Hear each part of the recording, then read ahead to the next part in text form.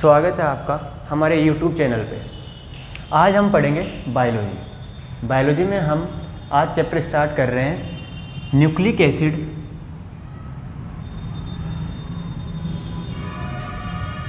And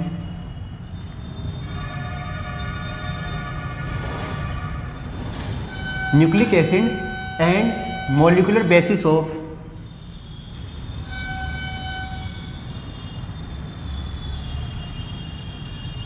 inheritance.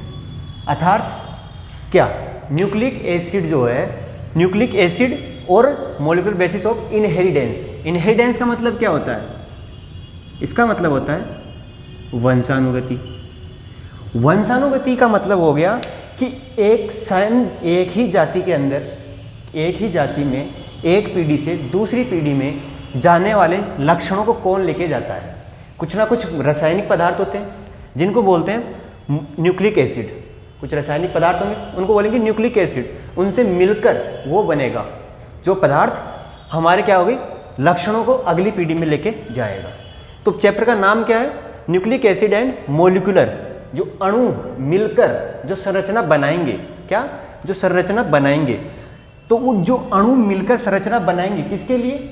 एक पीढ़ी से लक्षणों को अगली पीढ़ी में लेके चलने के लिए। ठीक है, देखो अब हम वंशानुगति स्टार्ट कर रहे हैं। तो ये चैप्टर बहुत हार्ड लगता है क्योंकि इसके अंदर हम डीएनए पढ़ते हैं, उसमें रेप्लिकेशन, आरएनए, तो ये सब चीज़ें याद नहीं होती, कब कौन आया, कब किसने खोज की, ये सब चीज़ें। तो देखो आज हम स्टार्ट करते हैं इसका जनरल इंट्रोडक्शन कि इसमें क्या क्या होता है, कैसे ये काम करता है, किस किस से मिलके ये बना होता है। ठीक है, तो मेन इसमें हम पढ़ेंगे डीएनए के बारे में। ह्यूमन के अंदर, मानव के अंदर जो डीएनए होता है वो कैसे काम करता है, और हमारे जो मानव के अंदर जो डीएनए अगली पीढ़ी में जाके कैरेक्टर को कैसे रिप्रेजेंट करता है। ठीक है, ये सब चीज़ें हम देखेंगे। देखो आज हम चालू करते हैं न्यूक्लिक एसिड। क्या? Nucleic acid. अब न्यूक्लिक एसिड है क्या? न्यूक्लिक एसिड जो है वो एक वृहद अणु है। क्या है? वृहद अणु। जो बायोमोलिक्यूल में हम पढ़ते हैं कि एक तो होते हैं लघु अणु, एक होते हैं वृहद अणु। तो ये कौन सा है? इसको बोलते हैं वृहद अणु। वृहद अणु बोलते हैं। दूसरा जो ये है, एक प्रकार के छोटे छोटे यूनिमोलिक्यूल, अर्थात मॉलिक्यूल का मतलब छोटी छोटी इकाइयों से मिलकर, छोटी छोटी इकाइयों से मिलकर एक बड़ा जैव बहुलक बनाता है। बड़ा जैव बहुलक बनाता है। अब जैव बहुलक कैसे बनाता है? जैव बहुलक कैसे बोल रहे हैं? देखो जैव बहुलक जीवों में हो रहा है। ये सारा न्यूक्लिक एसिड कहाँ है, कहाँ काम कर रहा है, कहाँ कर रहा है? जीवों में कर रहा है। जीव बोले तो सजीव जीव, जिसमें प्रोकैरियोटिक, यूकैरियोटिक जीव मान लो आप मेनली। तो सजीवों के अंदर हो रहा है, इसलिए इसको क्या बोल रहे हैं? जैव। और बहुलक का मतलब हो गया एक ही समान, अर्थात एक लक समान छोटी इकाइयों से मिलकर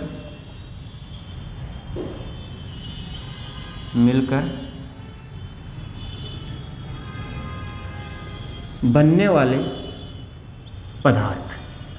एक लक छोटी छोटी उप इकाइयों से मिलकर ये बनता है। ठीक है, अब हम देखते हैं न्यूक्लिक एसिड के अंदर और कौन सी उप इकाइयाँ जिनसे मिलकर छोटी जो इकाइयाँ हैं, हम बोल रहे हैं कि छोटी छोटी इकाइयों से मिलकर बनता है, वो छोटी इकाइयाँ होती कौन सी है वो हम देखते हैं। देखो एक लक है, मतलब कोई जैसे मान लो ये कोई संरचना है, मान लो ये क्या है, कोई न्यूक्लिक एसिड की कोई एक छोटी यूनिट है। तो ऐसे अनेक मिलके क्या बनाएंगे? न्यूक्लिक एसिड बनाएंगे। और वो न्यूक्लिक एसिड आगे क्या बनाएगा? डीएनए, आरएनए, आगे क्या? प्रोटीन। ठीक है, ये सब बन रहा है। तो ये क्या बन रहा है? ये तो क्या काम कर रहा है? ये तो हमारे जो वंशानुगति लक्षण है, लक्षणों को आगे ले जाने का काम कर रहा है। ये तो हम आगे देखेंगे चैप्टर में। बट पहले ये है कि न्यूक्लिक एसिड ही क्या है, ये कब किसने खोजा, इसके बारे में हम और अध्ययन करते हैं। ठीक है, ये लिख लो कि ये वृहद अणु होता है एक, तो एक ये सबसे मतलब ये जो है एक प्रकार का बड़ा मतलब एकलक इकाइयों से मिलके बना हुआ होता है। जैव बहुलक सजीवों में देखने को मिलता है। आगे इतना समझ में देखो। अब इसके आगे हम देखते हैं कि जैव बहुलक में और क्या क्या होता है। ठीक है, तो देखो जैव ये जो न्यूक्लिक एसिड होता है ये हमें देखने को कहाँ मिलता है। पहली बात तो यही आ जाती है कि न्यूक्लिक एसिड हम पढ़ रहे हैं, तो ये पढ़ तो रहे हैं बट मिलता कहाँ पे होता है ये, और किन किन में देखने को मिलेगा हमें। तो मेन तो ये देखो, ये हमें डीएनए व आरएनए में देखने को मिलेगा। किन में देखने को मिलेगा? डीएनए व आरएनए में देखने को मिलेगा। अब हमने बोला कि अभी एकलक, यहाँ बोला था हमने कि एकलक उप इकाइयों से मिलकर बना होता है। तो एकलक वो जो इकाइयाँ होती है वो कौन सी एकलक इकाइयाँ होती है? वो होती है न्यूक्लियोटाइड्स की। न्यूक्लियोटाइड्स की किन की? न्यूक्लियोटाइड्स की एकलक इकाइयाँ मिलकर, न्यूक्लियोटाइड्स की एकलक इकाइयाँ मिलकर क्या बनाती है? न्यूक्लिक एसिड बनाती है। अब देखो न्यूक्लिक एसिड को जितना अच्छे से समझ लोगे, इसके बेसिस को जितना क्लियर कर लोगे, तो फिर आगे दिक्कत नहीं आएगी। डीएनए आरएनए में ज़्यादा दिक्कत नहीं आएगी, क्योंकि बेस क्लियर हो जाएगा ना, तो ये तो मतलब आ ही जाएगा आराम से। ठीक है, तो देखो न्यूक्लिक एसिड डीएनए और आरएनए में देखने को मिलता है हमें।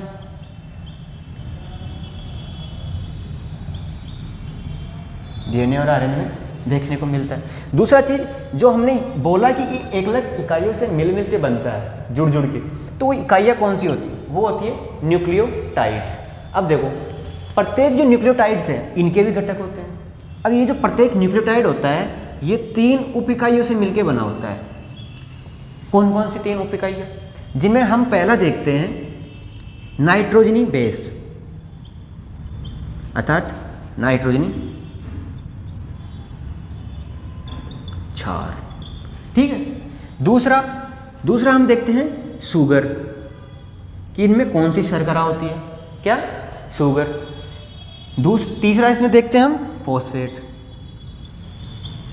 फोस्फेट समूह है। तो ये देखो राइबोज, अब नाइट्रोजनी क्षार है वो कितने प्रकार के होते हैं? मेजरली अगर हम ऊपर देखते हैं संरचना के आधार पर और वैसे देखते हैं तो ये 2 प्रकार के हम पढ़ते हैं। ठीक है, और शर्करा जो होती है ये नंबर में तो एक चाहिए, ये भी और ये भी। न्यूक्लियोटाइड्स की एक यूनिट बनेगी, ये तीनों जब एक एक मिल के जुड़ जाएंगे तब क्या बनेगा? एक न्यूक्लियोटाइड बन जाएगा। ठीक है, अब ये कैसे जुड़ते हैं और कैसे मिलके एक न्यूक्लियोटाइड बनाते हैं, और फिर न्यूक्लियोटाइड जुड़ के क्या बनाते हैं? न्यूक्लिक एसिड कैसे बनाते हैं, वो चीज़ें एक बार हम देख लेते हैं।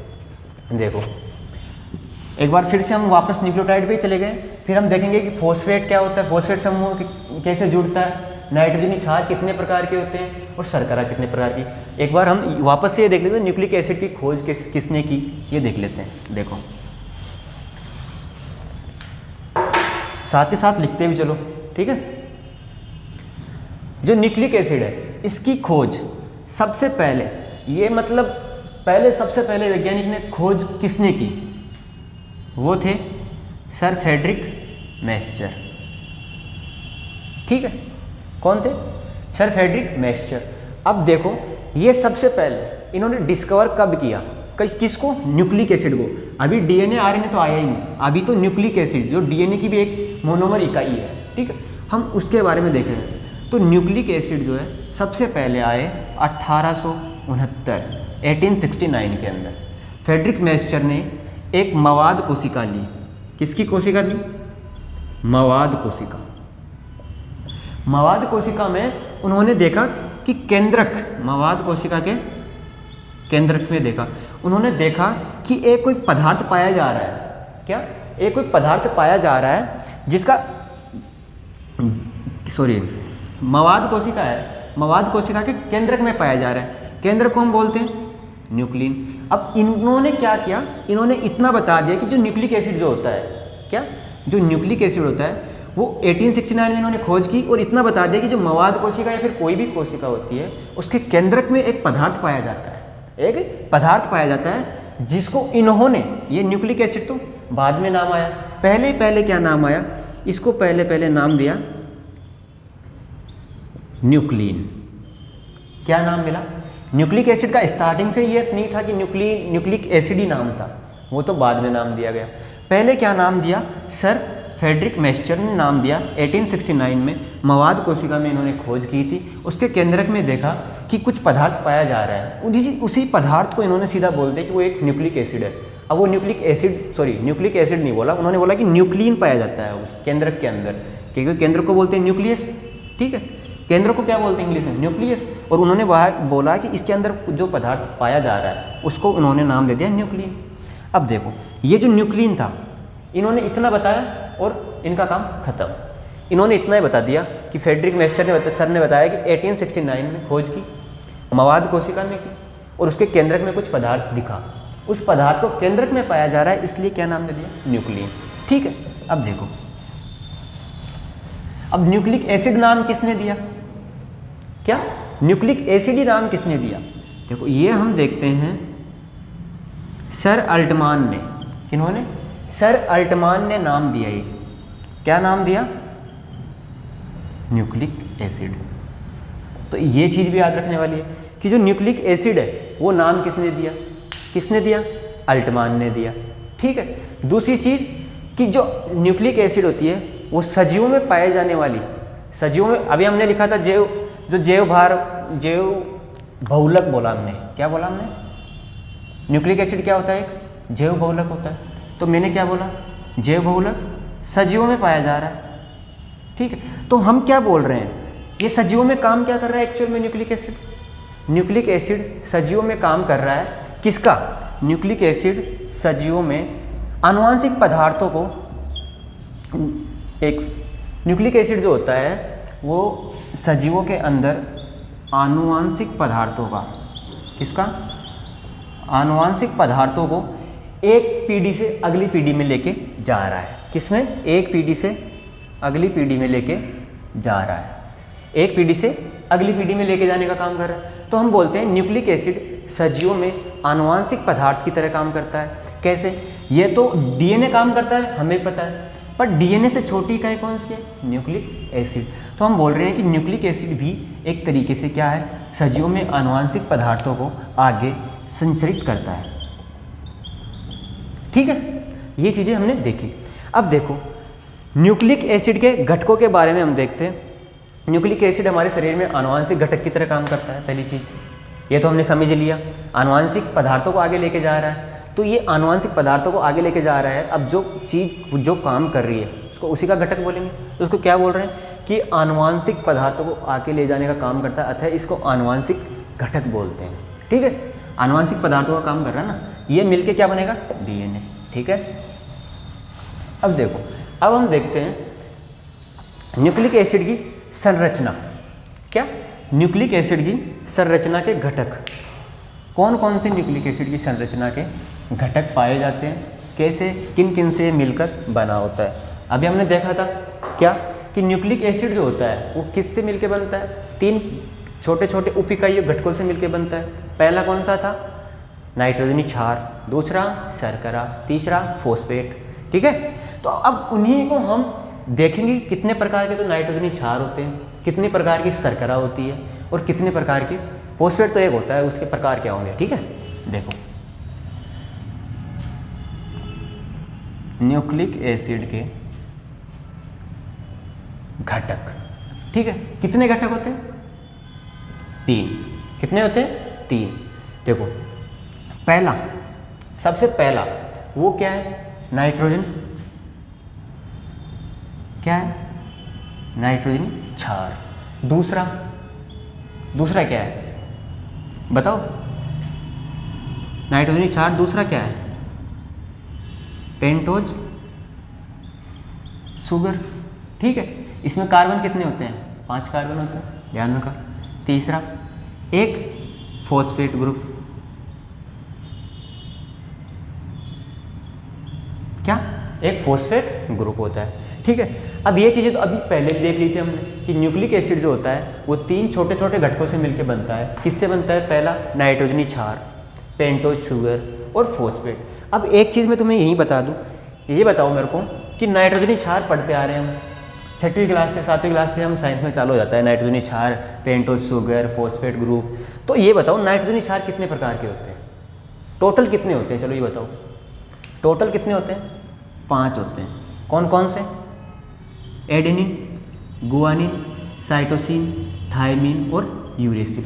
अब इनमें से अलग अलग कौन कौन से हैं वो हम देखेंगे अभी, ठीक है, कि नाइट्रोजनी क्षार प्रॉपर कितने तरीके से होता है, प्यूरिन, पिरिमिडीन, फिर उनमें प्यूरिन में तो कौन से होते हैं, इनमें से ये 5 है, इनमें से प्यूरिन में तो कौन से होते हैं और पिरिमिडीन में कौन से होते हैं, ठीक है। चलो हेडिंग डाल लो नाइट्रोजनी क्षार। अब ये किसके घटक पढ़ रहे हैं हम? न्यूक्लिक एसिड के जो छोटे, हमने बोला कि छोटी छोटी उप इकाइयों से मिलकर बनता है, उन्हीं उप इकाइयों के लिए बोल रहे हैं कि जो न्यूक्लिक एसिड नाइट्रोजनी क्षार पाया जा रहा है उसकी छोटी उप इकाई के अंदर, घटक के अंदर। तो हम पहला लेते हैं नाइट्रोजनी क्षार। क्या? नाइट्रोजनी क्षार, ठीक है। अब देखो मुझे ये बताओ आप कि जो नाइट्रोजनी क्षार होते हैं, ठीक है, क्या नाइट्रोजनी क्षार जो होते हैं वो मुख्य रूप से कितने प्रकार के होते हैं? वो तो हमने अभी जो adenine, guanine, cytosine, thymine, uracil देखा, वो तो टोटल ऑफ नाइट्रोजनी क्षार है, ठीक है। बट नाइट्रोजनी क्षार को हम ऊपर के बेस पे जैसे देखें, संरचना के आधार पे देख लो या फंक्शन के आधार पे देख लो, तो कितने प्रकार के होते हैं? देखो मेन देखें तो ये होते हैं 2 प्रकार के। कितने प्रकार के? 2 प्रकार के। पहला प्यूरिन, क्या? प्यूरिन, ठीक है। दूसरा मन में बोलते रहो अगर पता है तो, पिरिडीन। प्यूरिन और पिरिमिडीन। क्या? पिरिडीन नहीं, पिरिमिडीन। क्या बोलेंगे इसको? Pyrimidine.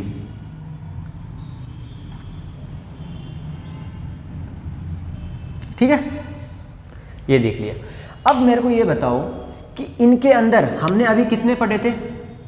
Adenine, guanine, cytosine, thiamine और यूरेसिल, ठीक है, ये हमने पढ़ा था।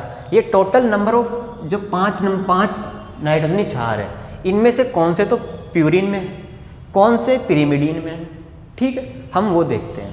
उससे पहले एक चीज़ देख लो कि अब प्यूरिन जो होता है और जो पिरिमिडीन होता है, इनकी संरचना देखें वो कैसी होती है। देखो प्यूरिन जो होता है ये 6 मेंबर्ड रिंग होती है, 6 सदस्यीय।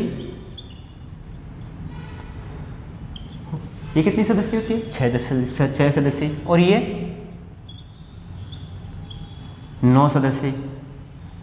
ये 6 मेंबर्ड रिंग होती है, ये 9 मेंबर्ड रिंग होती है। अब इसमें हम देखेंगे कि जो रिंग होती है, ठीक है, वो भी कैसी होती है, कि अगर एक रिंग हो या डबल रिंग हो या ट्रिपल रिंग हो, कितनी रिंग होती है। तो इसमें हम बोलेंगे कि एक ही वलय होती है, और इसमें क्या होती है? 2 वलय होती है, ठीक है। समझ में आ रहा है? कितनी होती है प्यूरिन में? कितने सदस्यीय वलय होती है? 6 सदस्यीय, ठीक है। और पिरिमिडीन में 9 सदस्यीय वलय होती है।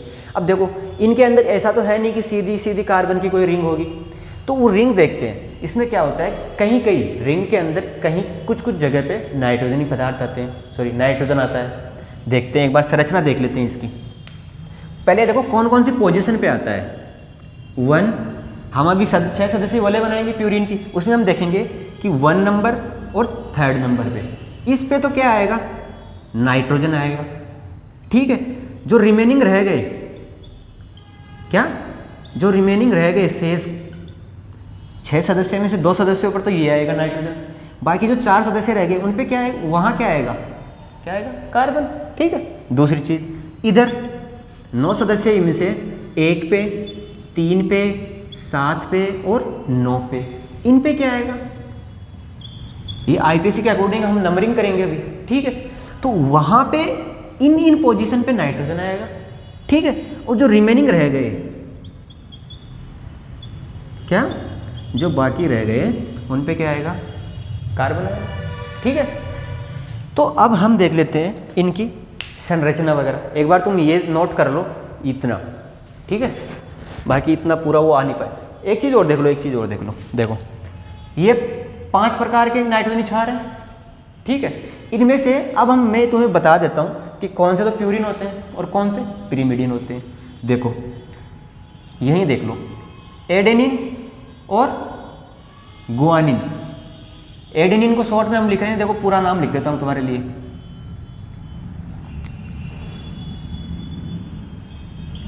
एडेनिन और गुआनिन, ये दो तो प्यूरिन में पाए जाते हैं, ठीक है। और इधर क्या बच गए, जब ये और ये प्यूरिन है तो बच गए कौन से, जो वो कौन से होंगे, ऑब्वियसली पिरिमिडीन होंगे, ठीक है। तो पिरिमिडीन में कौन सी होगी, एक तो होगा साइटोसिन, ठीक है, दूसरा थाइमिन, ठीक है, और तीसरा कौन सा, देख के बता दो। साइटोसिन तो हो गया, क्या होगा, यूरेसिल, ठीक है। ये तीन तो इनमें पाए जा रहे हैं, मतलब इन तीनों को हम क्या बोल सकते हैं, ये हो गए पिरिमिडीन और ये हो गए, क्या हो गए, प्यूरिन, ठीक है।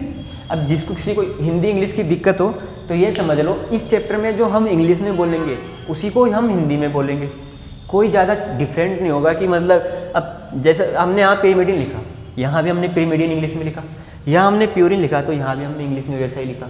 तो जैसा हमें इंग्लिश में लिख रहे हैं मीनिंग को, वैसा ही वो हिंदी में। तो इस चैप्टर में बिल्कुल नील बराबर भी फर्क नहीं पड़ेगा कि मतलब हम इंग्लिश में पढ़ रहे हैं या हिंदी में, ठीक है, सेम ही होता है।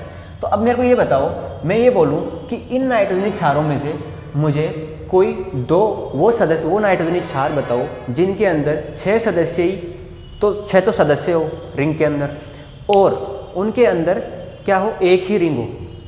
तो मेरे को अगर वैसे बोलेंगे तो प्यूरिन बोलेंगे, पर प्यूरिन के अंदर कौन से आ रहे हैं, एडेनिन और गुआनिन, आगे समझ में। तो अब जो प्यूरिन का करेक्टर होगा वो इसका तो इनका तो होगा ही होगा, ठीक है। वैसे पिरिमिडीन है, अब पिरिमिडीन साइटोसिन, थाइमिन और यूरेसिल इनमें होता है। तो अब इनका जो पिरिमिडीन का जो करेक्टर होगा, जैसे पिरिमिडीन का क्या करेक्टर है कि इसके अंदर 9 सदस्य ही वलय हैं, इसके इन 2 वलय होती है, ठीक है। इसके 1, 3, 7, 9 और 4 कार्बन पे क्या आता है, नाइट्रोजन आता है रिंग के अंदर, ठीक है। और रिमेनिंग पे क्या आता है, कार्बन आता है, ठीक है, यहाँ तक। तो इनमें भी वैसा ही होगा, इनकी रिंग में कुछ अलग डिफरेंस तो होगा, वरना तो ये तीनों अलग अलग कैसे बता पाएंगे कि ये साइटोसिन है, ये थाइमिन है, ये यूरेसिल है। तो इनमें बाकी तो अलग होगा, बट इन जनरल देखें तो जो इनमें करेक्टर होगा, इसमें जो करेक्टर होगा वो इनमें ऑब्वियसली होगा, ठीक है। देखो ये बार नोट कर लो, फिर हम देखते हैं प्यूरिन की संरचना, क्या, प्यूरिन की संरचना, ठीक है। कर लिया नोट, देखो साथ साथ लिखते चलोगे, याद हो जाएगा। और जहाँ कोई डाउट आए कमेंट बॉक्स में डाल देना, कल हम सबसे पहले आपका डाउट ले लेंगे, ठीक है।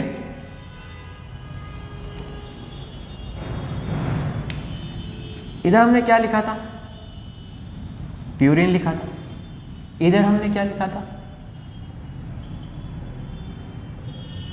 पिरिमिडीन लिखा था, ठीक है। तो अब देखो प्यूरिन की संरचना, क्या स्ट्रक्चर क्या है। सबसे पहले देखो, तुम इसमें भूल सकते हो, याद नहीं होगा तो एक जैसे मैं जैसे याद करने की जैसे बताता हूं तुम्हें, वैसे याद रखने की कोशिश करो। देखो बेंजीन तुम बनाते आ रहे हो, ठीक है, बेंजीन बनाते आ रहे हैं। तो इसमें एक चीज़ मैं बताऊंगा कि इसके अंदर जो डबल बॉन्ड बनेंगे, ठीक है, उनका नंबर फिक्स कर लो।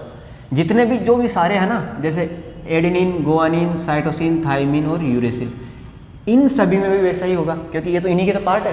तो ये देख लो प्यूरिन और पिरिमिडीन के अंदर में जो डबल बॉन्ड होंगे वो फिक्स होंगे।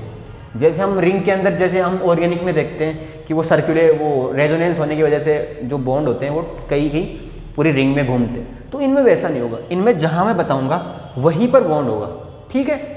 देखो अब हम देखो कुछ जगह थोड़ा थोड़ा चेंज करना पड़ेगा क्योंकि बेंजीन रिंग तो है नहीं है। हमने क्या बोला था इसके अंदर कि 1 और 3 पे क्या आएगा, क्या आएगा बताओ, नाइट्रोजन आएगा, ठीक है।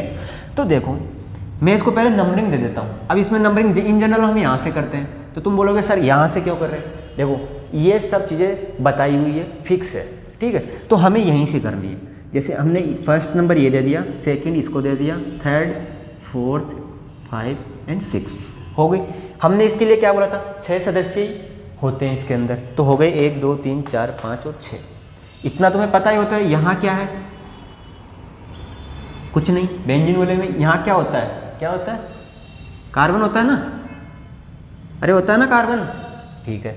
अब हम इसके लिए क्या बोल रहे हैं, प्यूरिन की रिंग बना रहे हैं ना, तो इसके लिए हम क्या बोलते हैं, 1 और 3 नंबर पे क्या आएगा, नाइट्रोजन आएगा, ठीक है, नाइट्रोजन आएगा।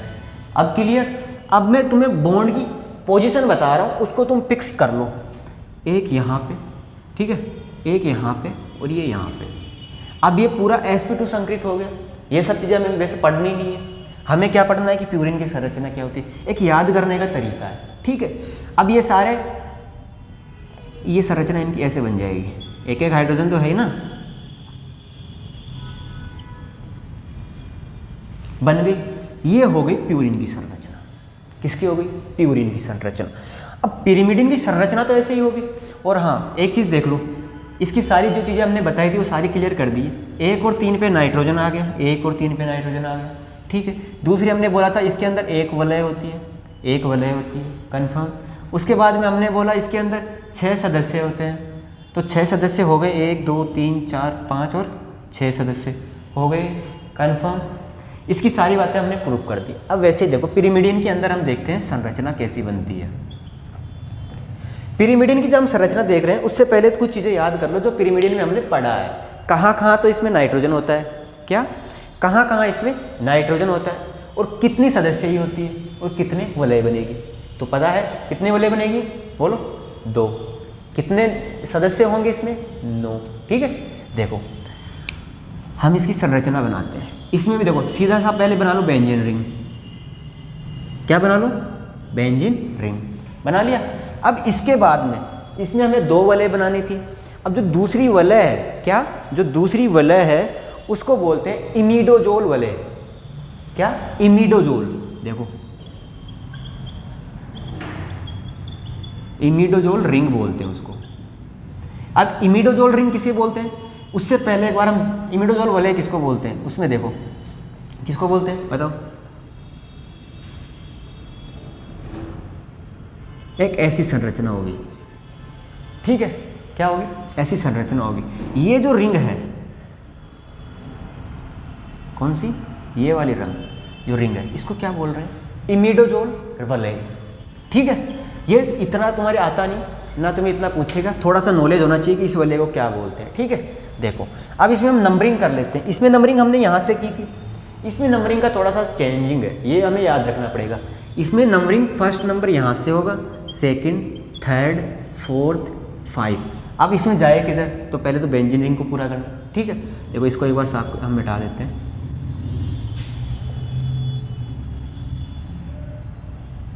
ठीक है। 6 तो हो गए नंबर, यहाँ क्या 7 8 और 9, ठीक है। यहाँ तो कोई डाउट, नंबरिंग कर ली, नंबरिंग सब में फिक्स होगा। अब इसके अंदर कौन कौन से आ रहे थे, ये इसके अंदर आ रहे हैं, तो इनमें ये नंबर फिक्स होगा, ऐसे ही होगा, ठीक है। अब मेरे को ये बताओ आप, इसके अंदर कहाँ कहाँ पे नाइट्रोजन होगा, कहाँ कहाँ पे होगा, जल्दी बताओ, कहाँ कहाँ होगा, दिख ही गया होगा तुम्हें, यहाँ, यहाँ, यहाँ और यहाँ। अब यहाँ पर क्या है, मैं पूछूं, क्या लिखा था हमने, रिमेनिंग जगह क्या होगा, कार्बन होगा, क्या होगा, कार्बन होगा, ठीक है। अब इसके अंदर जो बंद की पोजीशन है, डबल बंद, द्विबंध जिसे बोल रहे हैं, उसकी बंद की स्थिति को हम देख लो। द्विबंध की स्थिति कौन सी होगी, कहाँ कहाँ होगी, वो देख लो एक बार। इसके अंदर यहाँ डबल बॉन्ड है कि नहीं, यहाँ डबल बॉन्ड, यहाँ डबल बॉन्ड, यहाँ डबल बॉन्ड। वैसे ही जैसे यहाँ, यहाँ और यहाँ, उसके अंदर भी पिक्स कहीं ना कहीं बताऊंगा, और वही पिक्स याद रखना है। और सेम उनमें बंद की पोजीशन समान होगी हमेशा, बंद की स्थिति जो होगी वो हमेशा समान होगी। देखो यहाँ, ठीक है, दूसरा यहाँ, यही बताइए यहाँ, तो ये तो इसके सिमिलर ही है, इसमें कोई चेंजिंग हो गया, समझ में आ गई। इसको एक बार हटा दे, अगर ऐसा कर दे तो ये दोनों सेम ही है अभी तक। देखो अब इमिडोजोल वलय के अंदर एक डबल बंद आता है, एक द्विबंध आता है, वो कहाँ आता है, यहाँ आता है, ठीक है। यहाँ तक कोई डाउट, कुछ भी डाउट हो तो पूछ सकते हो आप। अब हम, मेरे को एक चीज़ बता दो, हमने जो पिरिमिडिन में जो हमने पढ़ा था वो सारी चीज़ें मैंने बताई, मतलब हमें दिखाई दी कि नहीं दिखाई दी। हमने इसमें क्या बोला था, 2 वलय होती है, लिखा था पढ़ा था, एक वलय और ये दूसरी वलय हो गई, हुई ना। दूसरी चीज़ देखो, 2 वलय हो गई। कितने सदस्य बोले थे इसके अंदर, कितने सदस्य की वलय होती है, 9 सदस्य ही हो गई। 1 2 3 4 5 6 7 8 9 क्लियर, ठीक है। और चीज़ क्या बोली हमने, 2 वलय होती है, 9 सदस्य होती है। और नाइट्रोजन की स्थिति कहाँ कहाँ बताई हमने, बताओ। 1 3 7 और 9, यहाँ क्या होगा, नाइट्रोजन। आ गया समझ में, ठीक है। एक बार ये रिंग बना लो, ठीक है। अब तुम्हें यहाँ तक कोई भी डाउट हो तो नीचे कमेंट बॉक्स में कमेंट कर सकते हो कि ये चीज़ समझ नहीं आई, ठीक है। और अब हम देखते हैं कि इनके अंदर जो एडेनिन है, गुआनिन है, साइटोसिन, थायमिन और यूरेसिल जो है, ठीक है, इनकी संरचना कैसी होती है। मतलब इनके अंदर ये तो हो गए होंगे, अब इनको अलग अलग कैसे करेंगे वो मैं आपको नाम बता देता हूँ, उससे आप याद रख लो, ठीक है। यहाँ तक पढ़ लिया हमने। यहाँ तक कोई भी डाउट हो तो कमेंट बॉक्स में कमेंट करो, और भी बच्चों को शेयर करो ताकि उनकी भी हेल्प हो सके, ठीक है। और ये एक चीज़ और देख लो, ये चीज़ें हमने पढ़ ली। अब हम कल अगले लेक्चर में, कल का मतलब अगले लेक्चर में हम देखेंगे कि एडेनिन गुआनिन जो इसके सदस्य हैं, साइटोसिन, थायमिन और यूरेसिल पिरिमिडिन के सदस्य हैं, इनके अंदर कैसे डिफरेंस होता है और इनमें कौन कौन से ग्रुप जुड़ते हैं जिनकी वजह से ये अलग अलग लगते हैं, ठीक है। अलग अलग तो होते ही हैं, तो वो चीज़ें हम नेक्स्ट लेक्चर में देखेंगे। और इसके लिए नेक्स्ट लेक्चर के लिए साथ ये भी ध्यान रखना, जो पढ़ा दिया वो पढ़ के आना अच्छे से, और अगले लेक्चर में हम वो करेंगे, इसके लिए जुड़े रहो। और सभी बच्चों को से रिक्वेस्ट है कि शेयर करो अधिक से अधिक, और अगर वीडियो अच्छा लगा तो लाइक और सब्सक्राइब करना, ठीक है। ओके।